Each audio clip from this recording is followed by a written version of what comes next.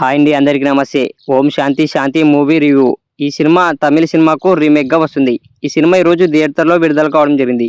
ఈ సినిమాలో హీరోగా తరుణ్ భాస్కర్ గారు చేస్తున్నారు. హీరోయిన్గా ఈషా రబ్బాయ్ గారు చేస్తున్నారు. అయితే ఈ సినిమా తమిళ సినిమాకు రీమేక్గా వచ్చిందనే సంగతి అందరికీ తెలిసిందే. ఇక తెలుగులో ఆ కథకు పెద్దగా డిఫరెన్స్ లేదు. కానీ మనకు గోదావరి స్లాంగ్లో ఈ సినిమాని తీసుకొచ్చారు. పక్కా పల్లెటూరు బ్యాక్గ్రౌండ్లో ఫ్యామిలీ ఎంటర్టైనర్గా ఈ సినిమా మనకు బాగా కనెక్ట్ అవుతుందని చెప్పొచ్చు. స్టోరీ లైన్ చాలా సింపుల్గా ఉంటుంది. శాంతి అనే ఒక అమ్మాయి చాలా ఇన్నోసెంట్గా ఉంటుంది. అయితే తనకు ఇష్టం లేకుండానే తన తల్లిదండ్రులు ఇక పెళ్లి చేస్తారు వేరే అబ్బాయికి ఇచ్చి. ఆ అబ్బాయినే తరుణ్ భాస్కర్ గారు. అయితే ఆయన ఈ సినిమాలో చాలా కోపిస్ట్గా ప్రవర్తిస్తుంటాడు. ఇక చిన్న చిన్న విషయాలకే భార్యపై ఆయన చేసుకుంటుంటాడు. అయితే అణచివేతకు గురైన హీరోయిన్ ఇక తన భర్తకు ఎలానో బుద్ధి చెప్పాలని ఇక రివెంజ్ తీసుకుంటుంది. ఇక ఎలా బుద్ధి చెప్పింది అనేది స్టోరీ లైను.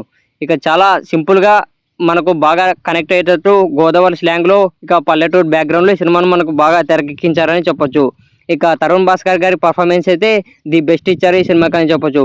కోపిస్ట్గా ఆయన బాగా ఈ సినిమాలో క్యారెక్టర్ను ప్లే చేయడం జరిగింది. ఇక హీరోయిన్గా కూడా ఈషా రబ్బాయ్ గారు బాగా పర్ఫార్మెన్స్ చేశారు. ఇక భార్యగా ఆమె పర్ఫార్మెన్స్ ఈ సినిమాకు ప్లస్ అయిందని చెప్పొచ్చు.